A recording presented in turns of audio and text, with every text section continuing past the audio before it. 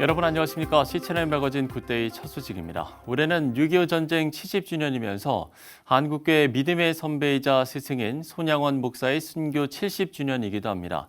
한국교회 총연합은 손양원 목사의 사역과 뜻을 기억하고 평생의 섬김과 희생의 가치기를 되새겼습니다. 조홍현 기자가 보도합니다. 사랑의 원자탄으로 불리는 손양원 목사. 가장 어려웠던 시절 나 환자들을 돌보고 불평 대신 감사로 살았던 삶과 자식을 죽인 원수를 용서하고 양자로 삼았던 일화는 그리스도인들이 잊지 않고 있는 손양원 목사의 모습입니다. 한국교회 총연합은 동족 상잔의 비극 속에서 끝까지 신앙을 지켜낸 손양원 목사를 기리면서 남북의 화해와 평화, 상생을 위한 한국교회의 역할을 생각했습니다. 김명혁 강변교회 원로 목사는 특별 강연을 통해 손양원 목사는 일제와 공산당의 극심한 박해에 대해 분노와 증오를 전혀 지니지 않았다면서 용서와 사랑을 나타낸 손 목사의 모습을 기억했습니다. 또 6.25 사변은 한국교회가 처절한 회개의 기도 운동이 일어나고 많은 사람들이 올바른 신앙의 삶을 살게 되는 계기가 됐다면서 세속주의에 물든 한국교회가 무릎 꿇고 바라봐야 할 것은 순교적인 삶과 순교적인 죽음이라고 김명혁 원로 목사는 강조했습니다. 멋진 설교 아니에요. 아주 대단한 신학 강의도 아니에요. 이적 행하는 건 더군다나 아니에요. 프로그램은 아니에요. 행사도 아니에요. 지금 우리 한국교회가 회복해야 될 것이 주기철 목사님, 손양원 목사님이 지니셨던 모두를 품으면서 사랑했던 원수까지 사랑했던 그분들을 좀 바라보면서 그분들의 그 사랑과 섬김과 순교의 삶과 죽음을 조금이라도 우리 몸에 지닐 수 없을까? 순교자의 피로 세워진 한국교회가 코로나19 사태와 함께 찾아온 남북한 위기 시대에 무엇을 생각해야 할까? 한교총은 앞으로 한국교회가 시민사회와 연대해 평화의 길을 걷기로 헌신하고 북한 동포들을 향한 인도적인 사랑의 실천을 다짐했습니다. 한국교회는 시민사회와 연대하여 무력과 대결을 통한 적대시 정책을 거부하며 평화의 길을 열어가는 데 헌신할 것이다.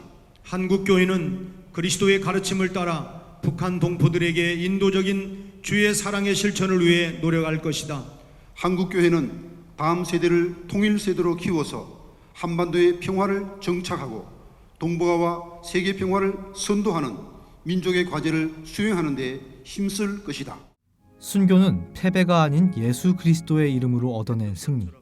참석자들은 끝까지 예수의 이름을 지켰던 선진들의 믿음을 본받아 그 승리의 길을 다시 걸어갈 수 있기를 마음에 다짐했습니다. C채널 뉴스 조홍현입니다. 기독교 한국침례회와 지구촌교회가 목회 환경의 변화를 전망하고 대안을 제시하는 포럼을 개최했습니다. 포럼에서는 포스트 코로나 시대에 적용 가능한 다양한 목회 전략들이 공유됐는데요. 참석자들은 코로나19 사태는 오히려 목회의 기회가 될 수 있다고 입을 모았습니다. 변현준 기자입니다. 코로나19 사태 이후 빠르게 촉진되고 있는 사회 곳곳의 변화들. 한국교회의 목회 형태 또한 시대 변화에 발맞춰 변화돼야 한다는 목소리가 높아지고 있습니다. 기독교 한국침례회는 지구촌 교회와 함께 코로나19 극복을 위한 목회자 세미나를 개최하고 포스트 코로나 시대에 필요한 목회 전략들을 공유했습니다. 유관재 성광교회 담임 목사는 발표를 통해 코로나19 사태는 오히려 목회의 기회일 수 있다고 강조했습니다. 유관재 목사는 시대가 점차 불안과 불행의 시대로 나아가고 있다면서 그럴수록 복음의 가치가 오르게 될 것이라고 말했습니다. 이어 크기나 예배의 형태에 연연하는 것이 아닌 본질로 돌아가는 데 힘쓰는 한국교회가 돼야 할 것이라고 당부했습니다. 불안의 시대를 지나서 이제는 이 시대가 어떤 시대로 가고 있는지 아십니까? 불행의 시대로 가고 있습니다. 영성을 쫓고 가치를 쫓고 의미를 쫓는 시대가 점점 더 디지털화될수록 그런 시대가 되기 때문에 복음에 대한 가능성이 있는 그런 시대가 온다는 것을 우리가 생각할 수 있다는 거죠. 우리가 본질로 돌아간다고 했을 때 기가 막힌 하나님의 역사를 저는 경험할 거라고 저는 믿습니다.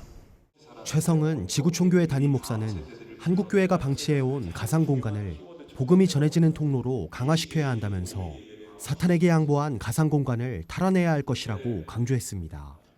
이어 코로나19 사태로 인해 교회의 크기에 상관없이 반드시 미디어 사역을 해야 하는 시대가 다가왔다고 당부했습니다. 우리는 그동안 인터넷 공간이나 사이버 공간이 영적이지 않은 곳이라고 오랫동안 방치해 두었습니다. 우리는 사탄에게 내어준 가상 공간을 복음을 증거하고 사람들을 살려내는 순기능으로 이미 만들었어야 합니다. 코로나 한복판에 서니까 모든 사이즈가 이 핸드폰 안에 다 들어갑니다. 작은 교회나 큰 교회나 이 핸드폰 안에 설교로 말씀으로 승부해야 합니다. 우리의 건물, 역사, 전통, 우리가 갖고 있는 맨파워 잘 보이지 않습니다. 한국교회에 근본적인 체질 변화가 필요하다는 의견도 있었습니다. 김중식 포항중앙교회 담임 목사는 교회는 설교를 듣는 곳이 아니라면서 성도들이 교회의 마디가 돼 끊임없이 영적 공급을 이루는 곳이 성경이 말하는 교회라고 강조했습니다. 원래 성경이 말하는 교회는 설교를 듣는 것이 아니에요. 교회는 연결이 되는 것입니다. 그리고 하나가 되는 것이 교회의 핵심이에요. 그래서 교회는 그냥 와서 설교 듣는 곳이 아니라 마디를 세워서 마디를 통해서 영적인 공급을 받아야 되는데 이것이 하나님이 디자인하신 교회예요. 코로나19 사태라는 전 세계의 위기 앞에서 한국교회도 맞이해야만 하는 전방위적 변화들, 복음을 전하는 것이 교회의 사명이라는 본질을 수호하고 다가오는 변화들에 발맞춰 발전해가는 한국교회가 돼야 할 때입니다. C채널 뉴스 변현준입니다. 사단법인 한국교회 총연합이 법인 주무관청을 서울시에서 문화체육관광부로 지난 2월 변경한 것에 대해 감사 예배를 드리고 한국교회 대표 연합기관으로서 자리매김했습니다. 이번 법인 이전으로 국가적 법인으로서 지위를 얻게 된 한교총은 한국교회를 향한 큰 책임을 갖게 됐다고 생각한다면서 대사회적인 한국교회의 책임과 의무를 다할 수 있도록 마음을 모아달라고 당부했습니다. 박양호 문화체육관광부 장관은 축하 서신을 통해 한교총이 코로나19 상황의 어려움 속에서 기독교계를 충실하게 이끌어준 것에 감사하다며 교계를 대표하는 기관으로 나아가게 된 것에 축하의 메시지를 전했습니다.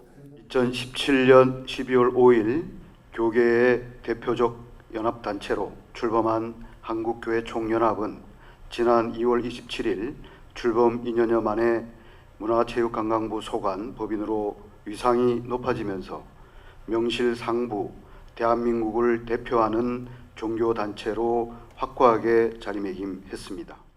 한국교회 총연합은 한국교회 연합운동 30년의 성과와 실패를 거울 삼아 공교회 중심의 연합운동을 전개하기 위해 출범했고 한국교회가 국가와 사회적 과제, 평화 통일의 사명 감당을 목표로 삼고 있습니다.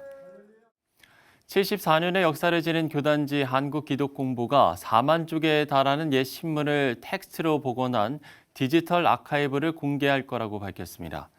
안홍철 한국기독공보 사장은 우리나라 근현대사의 모든 역사들을 간직한 기독공보가 지난 모든 기록들을 디지털화하고 있다면서 한국교회에 환원하고 공유하는 게 책무라고 생각해 아카이브 작업을 실시했다고 말했습니다.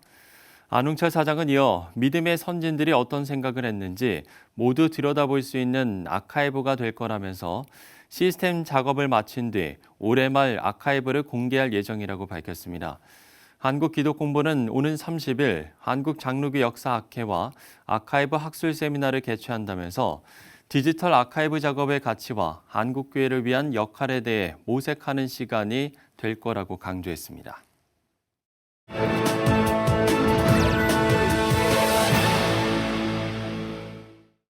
네, 6.25 전쟁 발발 70년을 기억하는 마음은 디아스포라 한인교회에서도 마찬가지일 겁니다. 어쩌면 고국의 평화를 기원하는 마음이 더 간절할 텐데요.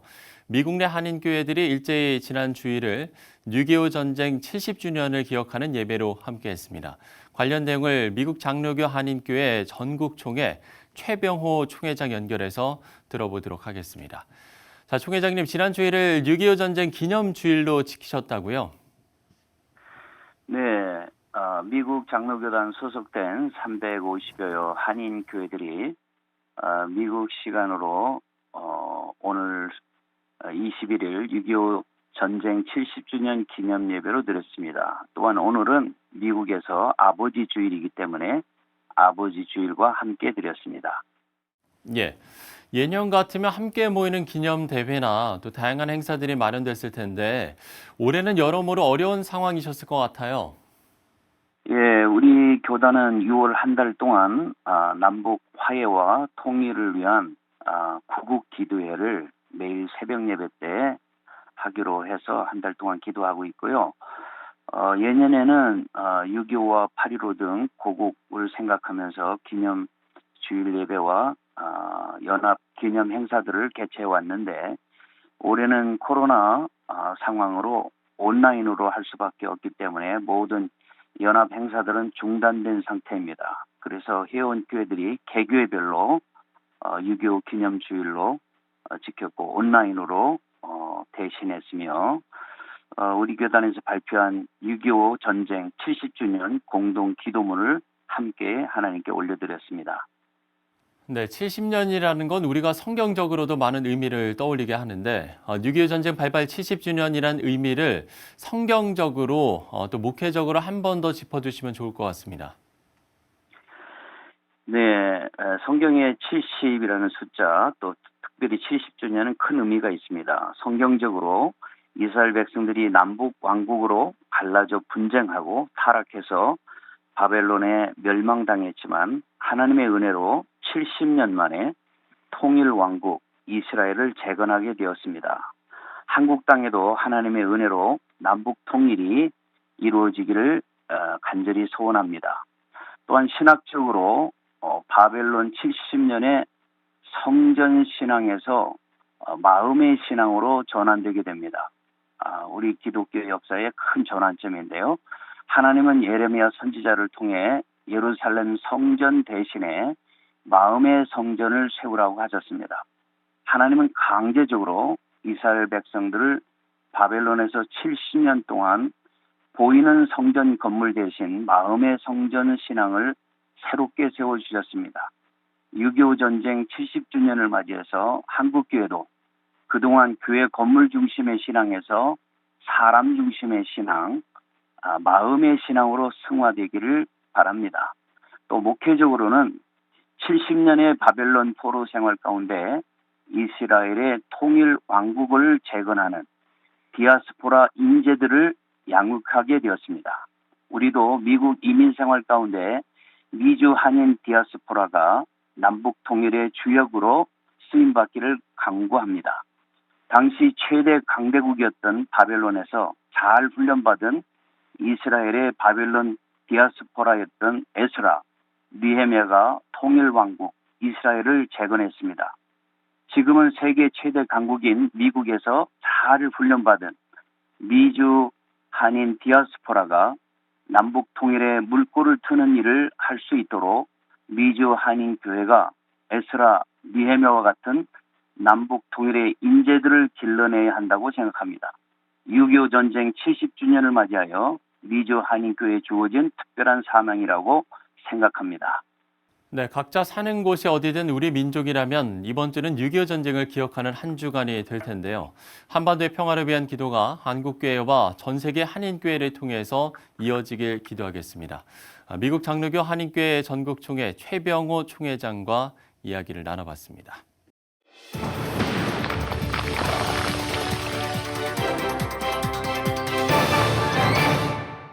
네, 북한 관련 소식으로 함께하겠습니다. 고려대학교 남성욱 교수 스튜디오에 나오셨습니다. 교수님 안녕하십니까? 네, 안녕하십니까? 예, 저희가 이제 지난주에 북한의 좀 예상 조치로 남북 공동연락사무소 폐쇄를 얘기를 했었는데 아예 폭발을 했습니다. 지난주에 상당히 좀 북한의 좀 강경 대응 조치들이 연이어졌거든요. 어떻게 좀 바라보셨어요? 네, 저도 매우 분주한 일정을 보냈습니다. 6월 4일 김여정 제1부부장이 이제 남측에게 여러 가지 압박을 예고한 이래로 1차로 남북 공동연락사무소가 형체도 없이 사라진다는 것을 볼게 되기 때문에 저것을 폐쇄한다고 그랬는데 폭약을 장착해서 상상 이상으로 폭발을 함으로써 옆에 네. 15층짜리 지원센터 건물의 외벽이 날아가는 충격을 줬습니다. 물론 북한은 폭파쇼의 좀 달인이기도 합니다. 네. 이미 2008년에 영변 핵시설의 냉각탑을 폭파하기도 했고요. 또 풍계리 핵실험장을 뭐 폭파하기도 했습니다. 그랬죠. 충격의 어떤 연출을 하는데 달인이긴 한데 이것이 남북 관계에는 아주 부정적이고요. 일단은 이번 주는 지금 이제 삐라 전단 살포를 둘러싸고 남측이 아주 긴장을 고조하고 있습니다. 북한은 예. 1,200만 장의 대남 삐라, 그 다음에 3,000개의 풍선 폭탄을 지금 보내겠다고 예고를 하고 있고 또 우리 탈북자 단체는 25일을 기해서 날씨와 여건이 맞으면 대북 전단을 날려보기 때문에 이번 주에는 전단을 둘러싸고 양측의 긴장이 고조될 것으로 보입니다. 예, 북한의 요구 조건이 뭘까를 분석하는 보도는 상당히 많은 것 같습니다. 일단 뭐 우리가 뭐 특사도 이야기를 했지만 특사도 안 받겠다, 대화도 안 하겠다, 지금 이러고 있는 상황이거든요.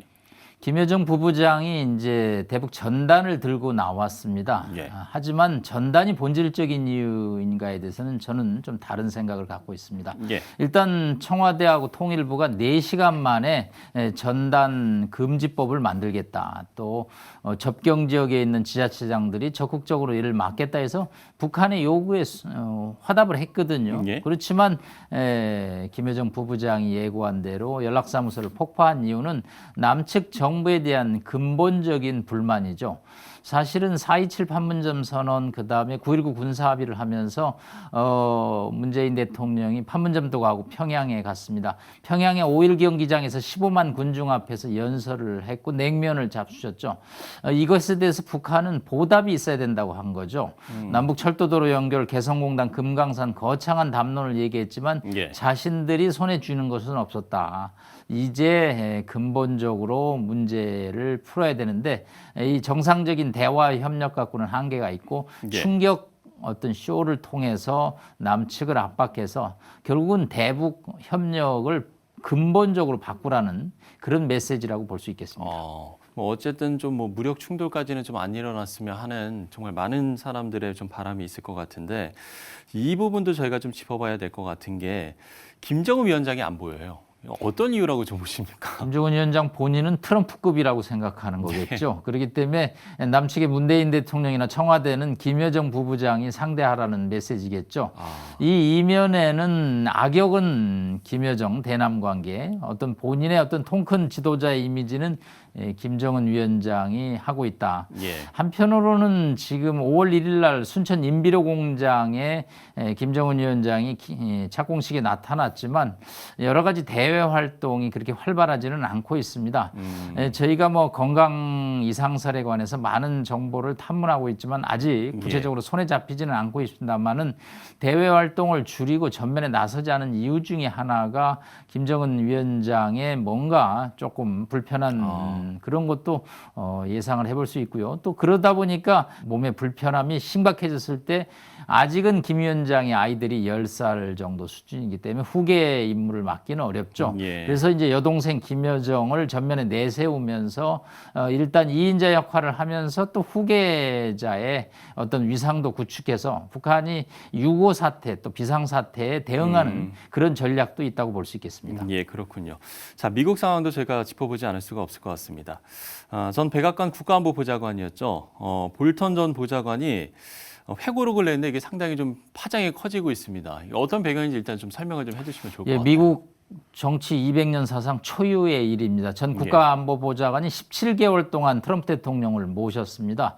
그런데 이제 트럼프 대통령과의 어떤 노선을 둘러싸고 불만이 이제 고조됐고 본인이 17개월 동안 있었던 일을 이제 회고록으로 출간을 했습니다. 예. 그래서 그 일이 일어났던 방이라는 아마 백악관에 있는 방 그것을 이제 제목으로 달았는데 이제 이걸 왜 출간하느냐에 관해서 뭐 여러 가지 추정이 있습니다. 돈을 벌려고 그런다. 또 두 번째는 트럼프 대통령의 재산을 막으려고 그런다. 이제 일단 미국 법무부는 국가 기밀 어떤 위반, 유지 음한 때문에 이 책의 출간을 금지하는 어떤 요청을 했는데 또 미국의 법원이 이를 기각해서 이제 23일 날 출간 예정인데 이미 온라인에 해적판이 돌고 있습니다. PDF판이. 예. 그래서 이제 존 볼튼이 돈을 벌라고 인세를 많이 벌라고 왜냐하면 아마존닷컴에서 뭐 이미 예비 주문 순위 1위 했기 때문에 이게 진짜 오프라인으로 출간되면 큰 돈을 벌 것이다 그랬는데 아마 온라인으로 이미 해적판이 돌아서 생각만큼 큰 돈은 벌지 못할 것이다. 뭐 이런 추정을 하고 있습니다. 그럼에도 아마 좀 이게 만약에 이제 출간이 된다고 한다면 정말 많은 분들이 좀 사서 보지 않을까. 그만큼 좀 그 책 내용에 여러 가지 좀 비하들이 많았었던 것 같더라고요. 네, 트럼프 대통령이 워낙 예측 불가능한 대통령으로 지금 일을 하고 있기 때문에 그 비하인드 스토리에 대해서 궁금한 점이 많죠. 그렇죠. 특히 이 책에 이 코리아라는 단어가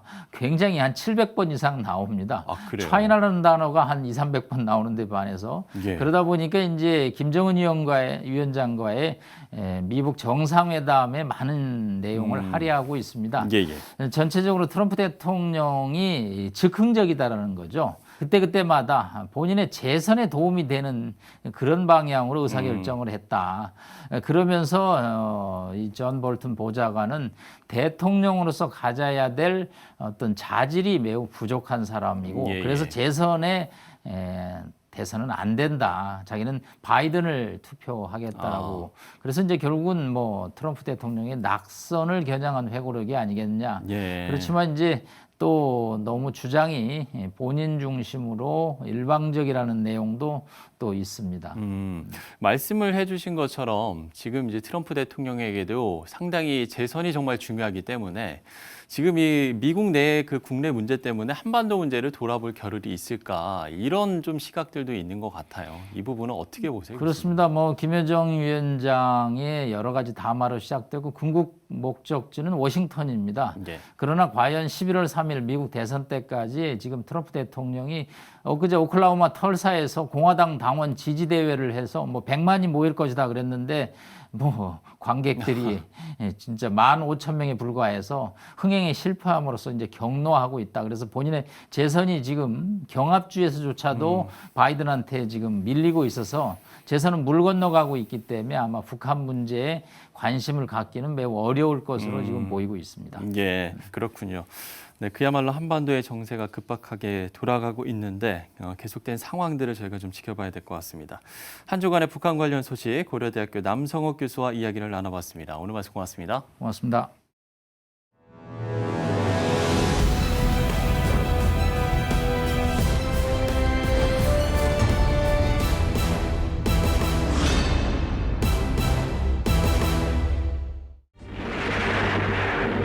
누구도 원치 않았던 전쟁 발발 3일 만에 서울을 빼앗기고 밀리고 밀려 더 이상 피할 곳도 없이 운명의 막다른 골목에 마주한 피난민들. 저마다 고통을 잊고 마지막 희망의 땅을 찾아갔다.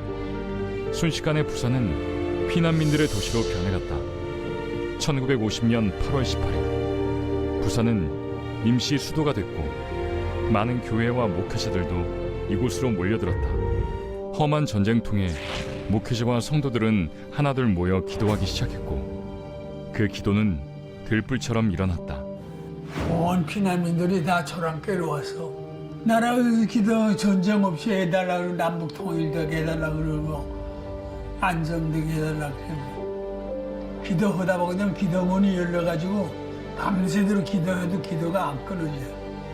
목회자와 성도들은 한데 모여 기도하기 시작했고 그 뜨거운 기도의 불은 전쟁의 두려움도 넘어서게 했다. 기도회를 끝나고 나서 마치 그날 끝나는 날 새벽 기도했습니다. 새벽 기도하고 마치고 나올 때 그때 호해가 발현됐어요. 그 호해가 뭐냐면 인천 상륙작전 성공했다는 호해였어요.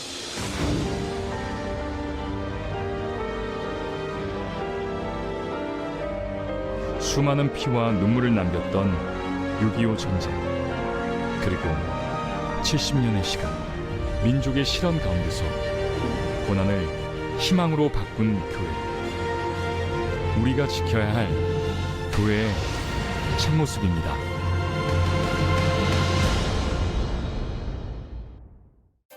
한국교회 총연합이 6.25 전쟁과 손양원 목사 순교 70주년 기념 예배를 드렸습니다. 기독교 한국침례회와 지구촌교회가 코로나19 이후 목회 환경의 변화와 대안을 제시하는 포럼을 개최했습니다. 사단법인 한국교회 총연합이 법인 주무관청을 서울시에서 문화체육관광부로 변경한 것에 대해 감사 예배를 드리고 한국교회 대표 연합기관으로서 자리매김했습니다. 한국기독공보가 4만 쪽에 달하는 옛 신문을 텍스트로 복원한 디지털 아카이브를 공개할 거라고 밝혔습니다.